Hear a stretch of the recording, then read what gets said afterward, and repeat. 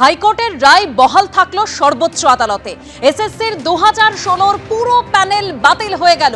বাতিল হলো 25,752 জনের চাকরি। নিয়োগে ব্যাপক পরিমাণ দুর্নীতি হয়েছে জানালেন সুপ্রিম কোর্টের প্রধান বিচারপতি। এখানে পুরো নিয়োগ প্রক্রিয়াটাই কলঙ্কিত এবং সমাধানের বাইরে। বৃহত্তর পরিসরে জালিয়াতি হয়েছে, তা ধামাচাপা দেওয়ার চেষ্টা করা হয়েছে, আর যার ফলে নিয়োগ প্রক্রিয়াটি অপূরণীয়ভাবে কলুষিত হয়েছে। যে অবৈধ চাকরি প্রাপকদের শনাক্ত করা সম্ভব হয়েছে তাদের বেতন ফেরত দিতে হবে। যাদের নিশ্চিত করে অবৈধ বলে শনাক্ত করা যায়নি তাদের বেতন ফেরত দিতে হবে না। যারা অন্য সরকারি দপ্তরে কাজ করছিলেন তারা আগের জায়গায় ফেরত যাওয়ার আবেদন জানাবেন। তাদের 3 মাসের মধ্যে পুনর্বহাল করতে হবে। বিশেষভাবে সক্ষম ব্যক্তিরা নতুন নিয়োগ প্রক্রিয়ায় অংশগ্রহণ করতে পারবেন। যতদিন না পর্যন্ত নতুন নিয়োগ প্রক্রিয়া শুরু হচ্ছে ততদিন পর্যন্ত তারা বেতন পাবেন।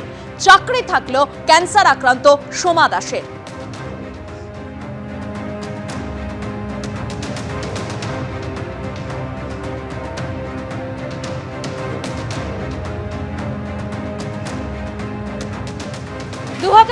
প্যানেল বাতিলের নির্দেশ সুপ্রিম কোর্টের, আর এই নিয়ে মুখ্যমন্ত্রী মমতা বন্দ্যোপাধ্যায় আক্রমণ করলেন বিকাশ ভট্টাচার্য এবং সুকান্ত মজুমদারকে। তিনি বলেন, বিকাশ ভট্টাচার্য কেন নোবেল পাচ্ছেন না? এই চাকরি বাতিলের জন্য আমাকে দায়ী করছেন সুকান্ত মজুমদার। মামলা করার সময় কেন ভাবলেন না কারা যোগ্য আর কারা অযোগ্য? প্রশ্ন মমতা বন্দ্যোপাধ্যায়।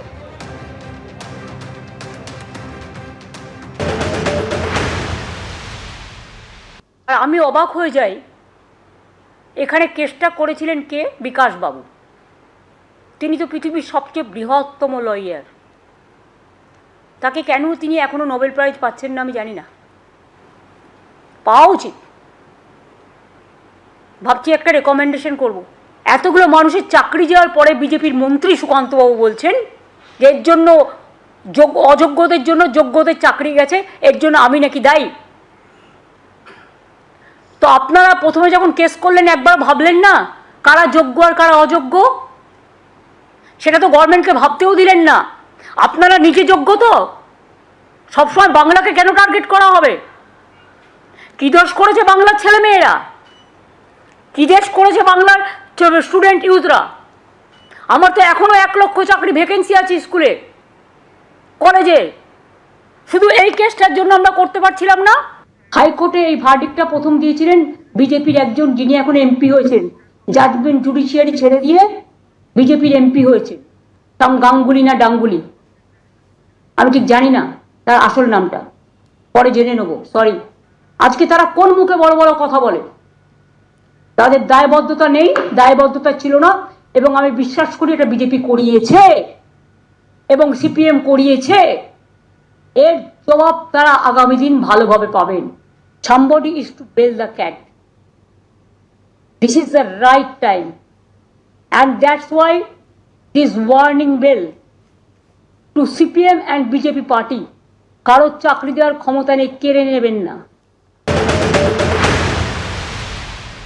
দিলেন না কেন? আমি তোকে বলেছিলাম মিষ্টি খাওয়াবো, ওদের চিরকুটে চাকরির অবস্থা নিয়ে না, এখনও নিতে পারেন তো, বাধা দিয়েছে কেউ, বুঝতে পারি না।